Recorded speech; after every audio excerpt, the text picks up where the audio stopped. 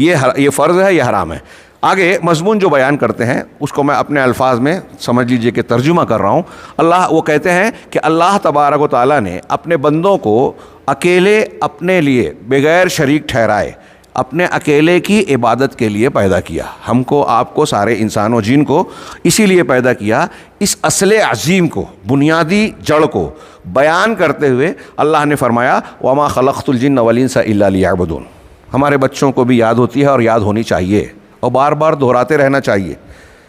یہ سوال ہم کو اور آپ کو لگتا ہے کہ یہ تو بار بار سنتے رہیں۔ آپ کسی غیر مسلم اسکالر سے پوچھیے، ایک سوال پوچھیے کہ بتائیے آپ دنیا کی بہت بڑی مہارت حاصل کر چکے ہیں، کمپیوٹر میں، فلاں لائن میں، آئی ٹی میں، اس میں اس میں، لیکن بتائیے کہ ہم کو پیدا کرنے والے نے کیوں پیدا کیا؟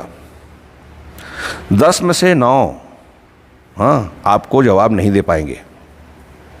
ایک بھی احتیاطاً کہہ رہا ہوں، ورنہ 10 میں سے 10 کا ہو سکتا ہے ہو۔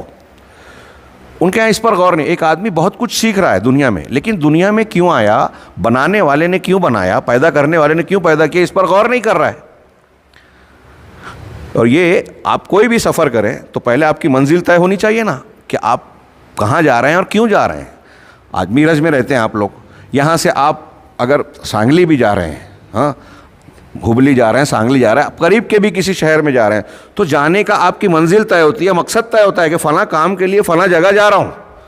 ہم زندگی کا سفر جو ایک چانس ہے، ایک موقع ملا، پنرجنم، یہ مذاہب والوں نے مانا ہے، پنرجنم کو سائنس بھی رد کرتا ہے، عقل اور فطرت بھی رد کرتی ہے، دلیلیں بھی نہیں ہیں۔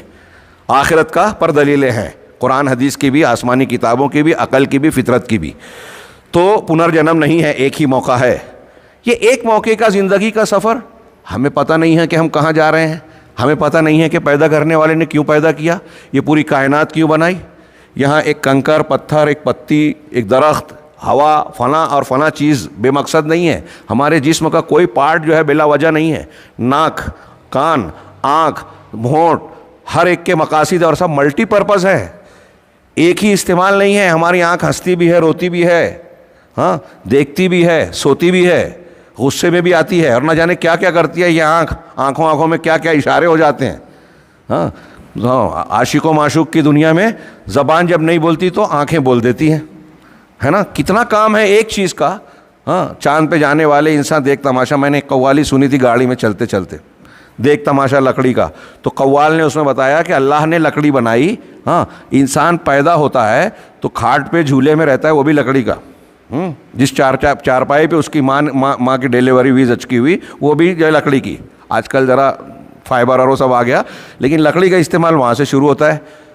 اور پھر عمارت میں کھڑکی، دروازہ، ٹیبل، کرسی، کیا کیا استعمال ہے۔ پھر جنازے میں گیا وہاں بھی لکڑی، قبر میں گیا وہاں بھی لکڑی۔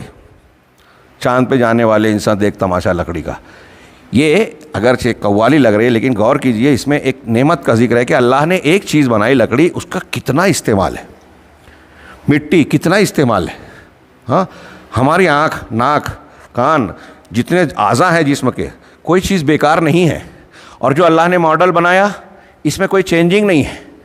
کبھی آپ نے سنا کہ کسی نے یہ کہا ایک فون پہلا گراہم بیل نے بنایا، بولتے ہیں اگر آج اس کو زندہ کر دیا جائے اور فون کی نئی نئی شکلیں، موبائل کی شکلیں دیکھ لے گا تو خود حیرت میں پڑ جائے گا کہ میں نے تو سوچا بھی نہیں تھا کہ اتنا چینج ہوگا ماڈل، ہے نا۔ انسان کا ماڈل بہتر سے بہتر ہوتا جاتا ہے، لیکن اللہ نے جو ماڈل بنایا وہ سب سے لاسٹ والا، سب سے پہلے بنایا۔ یہ اللہ کے علیم و خبیر اور حکیم ہونے کی دلیل ہے۔ کبھی آپ کو لگا کہ میری ناک یہاں نہیں ہونا چاہیے، پیچھے ہونی تھی تو زیادہ اچھا تھی، نیا ماڈل کا انسان آیا۔ آنکھ، اگر بچوں کو ڈرانا ہے تو جو انسان کا ماڈل ہے اسی میں تھوڑا چینج کر دیتے ہیں، یہاں کی آنکھ یہاں کر دیتے، یا 2 کی بجائے تیسری آنکھ یہاں بنا دیا، ادھر کا ادھر کر دیا، جانور کی سینگ ہمارے سر پہ لگا دی تو انسان بھیانک دکھنے لگتا، ڈرانے کے کام آتا۔ تو یہ جو اللہ نے جو ماڈل بنایا، جس چیز کا، صرف انسان کا نہیں، جانوروں میں، پھل پھول میں، دیکھیے جس چیز کو جیسے بنایا، جس طریقے سے اگایا، وہ ویسے ہی فٹ ہے۔ ماہر ترین انجینئر بھی اس میں کوئی نقص نہیں نکال سکتا کہ نہیں ایسا نہیں، ایسا ہونا چاہیے تھا، آنکھ کی جگہ یہ نہیں ہونی تھی، پیٹ اوپر ہونا تھا، سر نیچے ہونا تھا۔ بول کے ہنسی آتی ہے۔ یہ اللہ رب العالمین نے ہر چیز کو انتہائی گہری اور باریک حکمت سے پیدا کیا۔ تو انسان کو یہ چیزیں کیا یہ نہیں سوچنے پہ مجبور کرتی ہے، غیر مسلم ہو، ایک عیسائی ہو، ایک ہندو ہو، ایک جینی مذہب کا ہو، کہ بنانے والے نے ہم کو جب بنایا، یہ ساری چیزوں میں اتنی حکمت ہے، ہمارے اندر اتنی باریکیاں ہیں، تو ہمارا وجود بیکار ہے کیا؟ ہم اس سے پوچھیں کیوں پیدا کیا، کیوں بنایا؟ ظاہر سی بات ہے جب ساری چیزیں حکمت سے ہے تو ہمارا وجود بیکار نہیں ہو سکتا، تو کیا مقصد ہے؟ اب پیدا کیا اللہ نے، تو اس کے پیدا کرنے کا مقصد پنڈت رام چندر جی بتائیں گے، گرو نانک جی بتائیں گے، ہاں آپ اور ہم بتائیں گے، فلاں بتائیں گے، فلاں بتائیں گے؟ نہیں، وہی بتائے گا جس نے بنایا۔ میں اکثر تقریروں میں مثال دیتا ہوں کہ ہماری جیب میں جو موبائل ہے، اگر یہ سیمسنگ کمپنی کا ہے تو آپ ایپل والے سے اس کو جو ہے استعمال کرنے کا طریقہ اور اس کو ریپیئر کرنے کا طریقہ نہیں پوچھتے۔ جس کمپنی کا ہے اسی کمپنی کے پاس جاتے نا، کہ اس کے پرپس کیا ہیں، اس کو کیسے، اس کا پروسیجر کیا ہے، اس کو پروسیس کرنے کا یا بنانے کا یا استعمال کرنے کا، اسی سے پوچھیں گے نا۔ اب اللہ بنایا، ہم کو بنایا اللہ نے بنایا، اور دوسرے لوگ بتائیں گے کہ ہمارا پرپس کیا ہے، کیوں بنایا؟